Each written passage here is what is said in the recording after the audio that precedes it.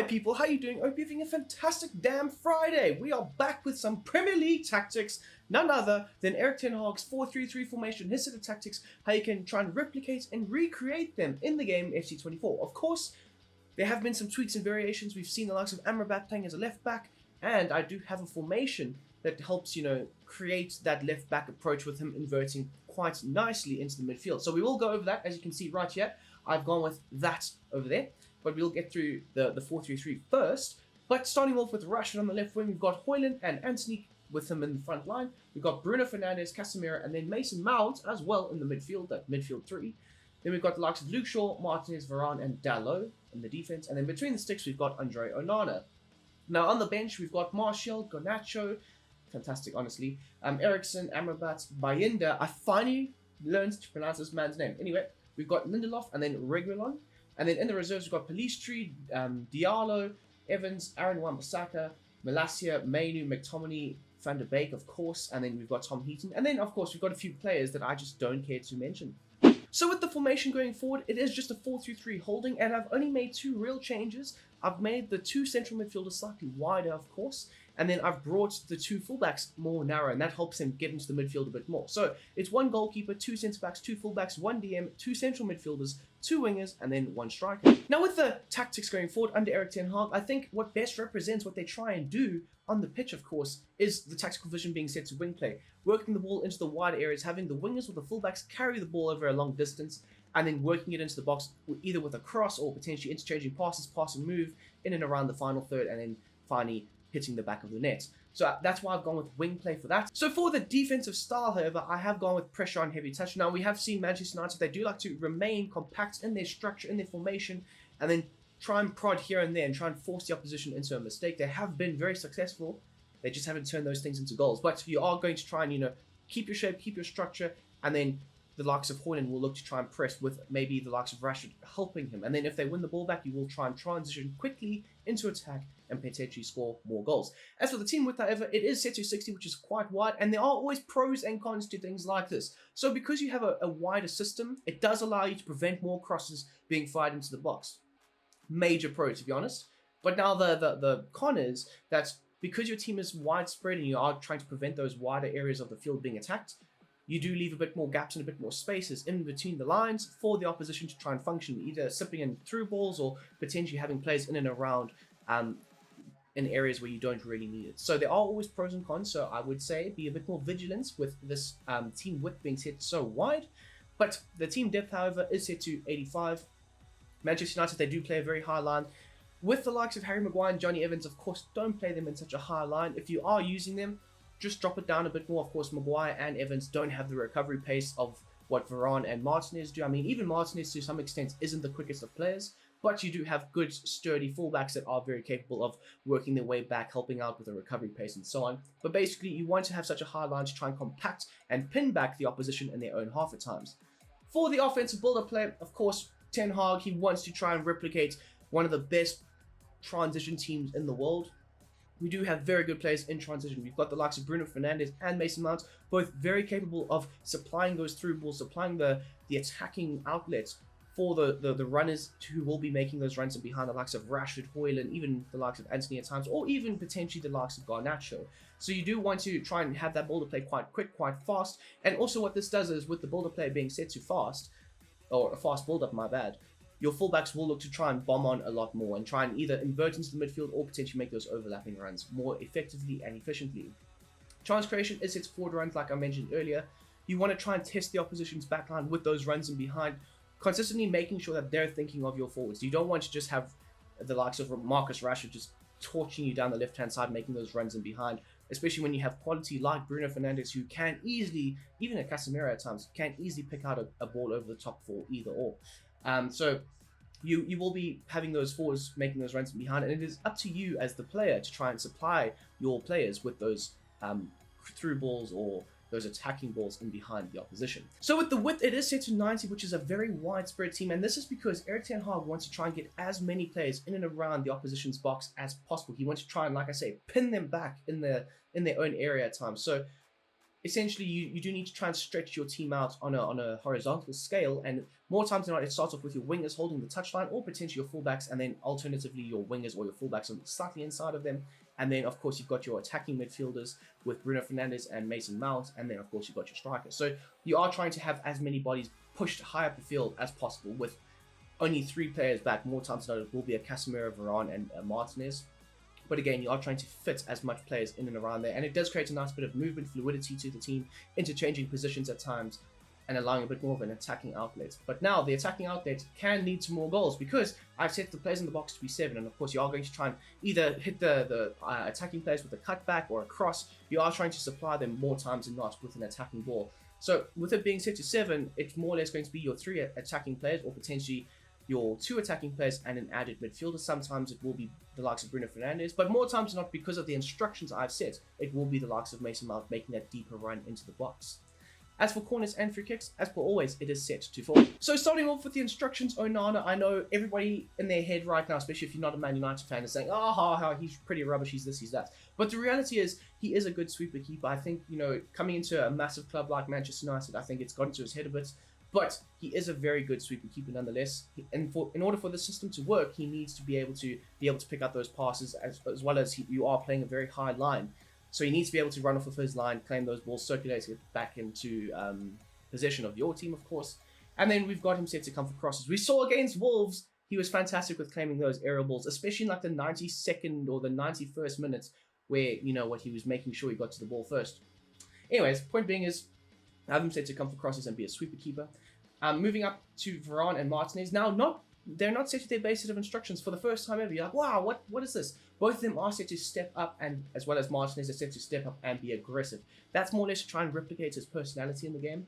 Of course, we've seen Martinez throw in some mad, crazy tackles, and rival fans hate that. But anyway, point being is, you want them to step up, and this is to try and get them to follow their man into the midfield at times. And I mean, we see it so much, but one of the key examples I remember seeing is last season against Aston Villa. This is when I really started noticing what was happening. It was Martinez and Lindelof that started, and Lindelof was given the role of marking the likes of Ollie Watkins. And Watkins dropped off so deep, and Lindelof just followed him all the way until Watkins was in his own half, and then Lindelof looked to try and retreat. And we are trying to replicate that, so that's why I've gone with them to step up. But now for our fullbacks, both of them are set to the same set of instructions, by the way. Both set to join the attack, as well as having a mixed run type. And because we've made them slightly more narrow, they will look to invert into the midfield a bit more, helping with the build-up play, which is fan-damn-tastic. Somebody actually gave me this tip. They were like, just make sure that they're super narrow and obviously have them on invert. We've got them on mixed run type because we want them to also potentially be able to make those overlapping runs for the wingers at times. It adds a bit more of a dynamic approach, but they will look to sometimes invert and help out with the midfield, which I love. And then in terms of their defensive position, because you've got the likes of Martinez and Varane both set to step up, and because your fullbacks are looking to attack a bit more, having them set to stick to position and create a bit more of a structured approach on either side of the box, it is essential for your players to not be out of position and to not just get attacked outright. So that's why I've gone with that, to stick to position. And as you can see forward Dalot, he's got the same set of instructions as well. Moving on to Casemiro, though, he's set to cut past the lanes and have a balanced attacking support. So he will get forward, yes, but he can also look to step back a bit more, be a bit more defensively sound, protect the backline more times than not. And I think it replicates a very realistic approach of Casemiro. He does want to be involved in the attacking outlet, but at the same time, he is very, very capable. Of course, one of the best DMs in the world. Not at this moment in time, of course. He's out of form a little bit, but he is one of the best DMs in the world, and he does have a very clever way of being able to defend at times and protect the back line. His interceptions are set to normal because the likes of Martinez is set to aggressive.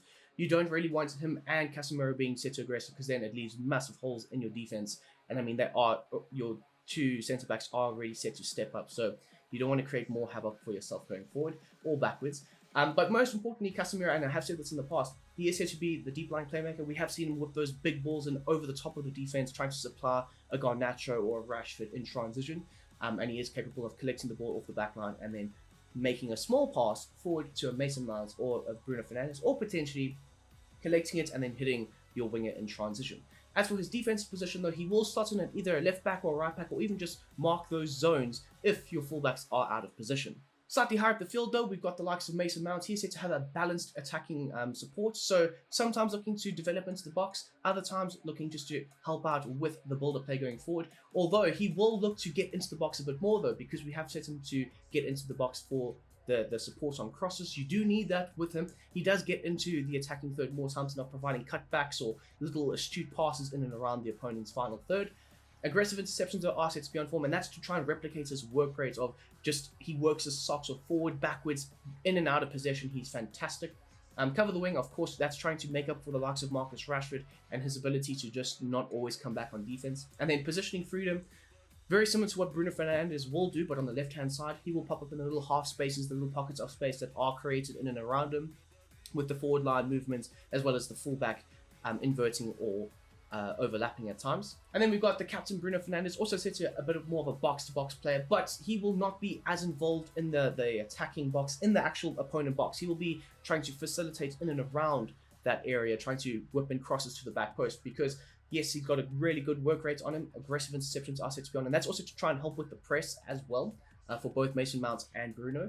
But cover the wing is essential, and then drift wide. He does like to drift into that wide right area, and like I said, whip crosses into the back post. Moving on to our forward line though, we will start off with Anthony. Basically the same set of instructions that I always give Anthony, because he does do a very good job at just holding the right hand side, providing the width down the right hand side, sometimes cutting in for himself and taking shots on, but more times than not, he works forward and backwards very effectively, always looking to help out his fullback, which is why I've got him set to come back on defense, stay wide and get him behind. You are looking for your forward line to try and press the opposition's back line and make sure that they are making those runs in behind, waiting for that through ball over the top.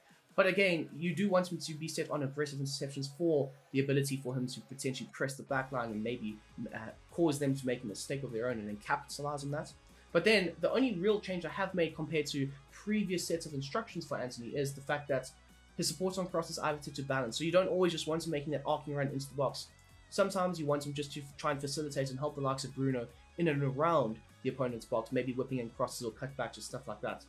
Moving on to Marcus Rashford, however, he is said to have a basic defensive support, not always looking to come back. He can do it, yes, we do see it every now and then, but he doesn't always look to help out on defense. And I think that's up to Ten Hag and him saying, you know what, we're going to save you for the offensive side of things. His chance creation is set to stay wide as well as getting behind. Very similar to Anthony, but not with the defensive work rate, you could say. His interceptions are set to normal, again, not the defensive work rate you need. And then his ability to get into the box is essential and elite, and you do need him making those arcing runs into the back post, trying to attack the ball, score as many goals as can be.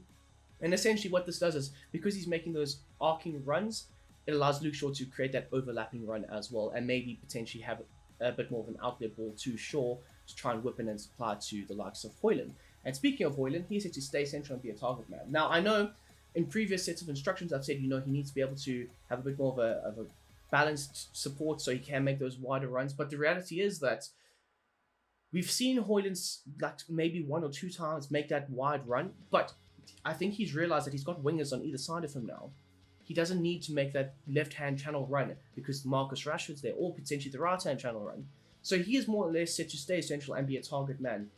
Now, you can have him set to get him behind, of course, but I think his link-up play is so essential in the midfield. We have seen him more times than not, especially against, I think it was Bayern Munich, where he was able to hold off the defender, link-up play very well with Bruno Fernandes, who then sprayed the pass into Marcus Rashford, and they then triggered a quick transition attack. So you do need him being able to back into the opposition at times, ball into feet, and then link up play quite well, and that's what target man essentially does. Interceptions, however, is set to aggressive. He's always looking to try and close down passing angles, passing lanes, make sure that the defense, the opposition's defense, I should say, is under stress all the time, pressurizing them more times than not. And then essentially his defensive support is set to stay forward. Doesn't always look to come back on defense, but he is very essential as the outlet ball. Now, if you do rotate the team and you find the likes of Amrabat, Aaron Wan-Bissaka, as well as Eriksen in the side, their instructions do change ever so slightly to try and get the best out of them. So we'll start off with Amrabat as the left back, and we will get into the other formation as well, don't you worry. But Amrabat as a left back, as an out-and-out left back, by the way, he's set to having a balanced attacking support. So his attacking runs, he won't always look to get forward. Of course he can, but he won't always look to get forward. Sometimes he can just remain a bit more compact and intact with the backline at times, and then he will look to invert. Of course, looking to try and support the likes of Casemiro, Eriksen, Bruno Fernandes, whoever's in your midfield, looking to try and support them with the build-up play going forward. And then, surprisingly enough, his defensive position is set to step up. And you might say, well, you said for Luke Shaw and Diego Dalot, they can't step up because Martinez and Varane, well, they're stepping up. Well, the reality is that because he won't always be looking to bomb on forward, you can have him be a bit more aggressive and imposing because he will sometimes, more times than not, in fact, be in his correct position. So he can be a bit more aggressive with it going forward. And then we've got Aaron Wan-Bissaka, who is also said to having a balanced attacking support. Obviously, he's well known for his defensive effectiveness and awareness. So his attacking runs aren't going to be as fluid as what Diego Dalot's will be.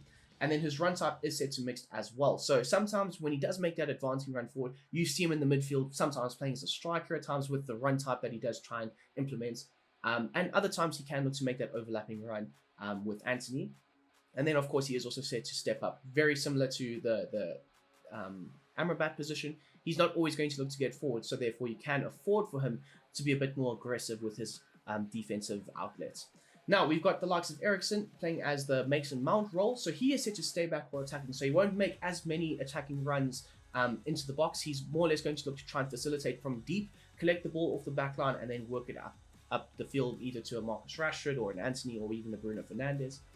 Staying on the edge of the box, though, he is going to try and facilitate, like I said. Conservative interceptions are set to be on. Of course, his stamina in the game is terrible, and Eriksen's not well known for being the guy to throw in tackles left, right, and centre. I mean, he struggles to pick up midfield runners at times, so you do want to try and replicate that in the game. Cover the wing is essential, and then free roam, very much like Mason Mount. Now, we move on to the position that can best get the best out of the likes of Casemiro and Amrabat in the holding midfield position. Of course, it's a 3-2-4-1 formation, very similar to the Man City one, but with a slightly differing range of players and skill sets and instructions as well. So stay tuned for that. But as you can see here, for the formation going forward, I've used a 3-5-1-1. This formation that you see on the screen does not actually exist. You have to pull players out of position, move them around ever so slightly. So I did use the 3-5-1-1 system. I made the two wide midfielders into wingers. I dropped the centre forward role and I made him into an attacking midfielder. And then I moved the central midfielder up into the other attacking midfield position. And that more or less gives you what you see on the screen. So for the tactics going forward, of course, you're sticking with the wing play approach, but this time the defensive style is set to press off the loss of possession. Of course, this is a very possessive-based style and system that you are going to try and work with going forward. You do have a lot more midfielders to potentially implement a very successful and aggressive press going forward, which is why I think it best suits what Ten Hag is trying to do when out of possession of the ball, trying to win it back nice and high up the field and transition in attack. The team width, though, is set to 60 still. Of course, you do have 3 centre-backs now, and of course, a very good goalkeeper at claiming those crosses. The depth, however, is slightly lower, and you could probably get away with dropping it to around a 75 as well. You are more or less exposed at the back with the ability of your players to bomb on forward. So you do leave yourself a little bit short at the back, which I'm trying to compensate here with a slightly deeper line. For the build-up play, though, on the offensive side of things, it is still set to a fast-paced build-up, as well as the forward runs are still set to be on for the chance creation. Now, the width is still set to 90. Of course, you've got even more players now that can potentially get into the box, that can potentially be a bit more involved in the build-up play. You've got 5 midfielders, and they all are looking to get onto the ball and create for the forward line. So in order to do that, to put them on the pitch, essentially, you need to have your team very wide spread out. And essentially what this does is it opens up a bit more angles, a bit more passing lanes for your team going forward that you can afford to potentially slip in a Marcus Rashford into some space. Now, for players in the box, we have set it to 9, and that essentially does try and flood and overload the opponents with numbers in the box to try and whip in and try and hit certain players with crosses for potential goals or free kicks or stuff like that. So you do want to try and supply the forward line with as many attempts as can be. And then as for corners and free kicks, we were just speaking about that, that is set to 4. So for the instructions going forward, of course, Onana is set to the same set of instructions, just like the 4-3-3, with Varane being set to his base set of instructions. So that means that Martinez and Dalot both have the same, and they are both set to step up, being a bit more imposing. Of course, you're not playing with fullbacks, so they also need to be vigilant in controlling those wider areas as well. Dalot will control the right-hand side, with Martinez controlling the left. Then we'll move slightly higher up with Amrabat, and now this is where things get a bit spicy, because he will look to be a midfielder, of course, but he can also look to slot into the left-back position a bit more. So he'll be set to cut passing lanes. Of course, you're trying to shield the backline, drop between the defenders, creating a back four in certain moments, especially when he needs to collect the ball off the backline and then progress it forward, or potentially in defense, looking just to solidify the backline a bit, you could say. Normal interceptions though are set to be on form. He's not going to be overly aggressive towards the opposition, and then drift wide and then cover the wing. So what this essentially does is it allows him to drift into that wider left channel, taking up a bit more of a left back role. Now we've got the likes of Casemiro, his midfield counterpart, cut passing lanes, balance attack, of course looking to get forward a bit more, and then aggressive interceptions are set to be on form. So he will be looking to implement an aggressive style slightly higher up the field than what Amrabat will be looking to do, slightly closer to your defense. Be the deep line playmaker, as it makes sense. He's going to collect the ball off the backline and then spray those passes forward and then cover the center as well, looking to be a bit more of a shield and helping the likes of Amrabat trying to protect the back line. Then we move slightly on higher up the field to our captain, Bruno Fernandes. He is set to have a basic defensive support, and that means he can look to drop deeper, help out the defense in times, or potentially help out with the build-up play going forward, and then he can also look to make those advancing runs in behind the opposition's backline if need be. His support on crosses is set to stay on the edge of the area, of course looking to facilitate. Nothing's really changed there, but there's a major change for this because his role and his positioning freedom is set to free roam, and you want him to be able to pop up in the little half spaces because, of course, you are trying to fit as many players in and around the opposition's box, and that does mean that there will be pockets of space because certain players will be pulled out of position, and that's exactly where you want the likes of Bruno Fernandes and Mason Mount to be able to function in. Of course, they are your number 10s. Now, we've got him set to aggressive interceptions, and that is more or less to replicate his work rate as well as to implement that very aggressive press after loss of possession that I was talking about earlier.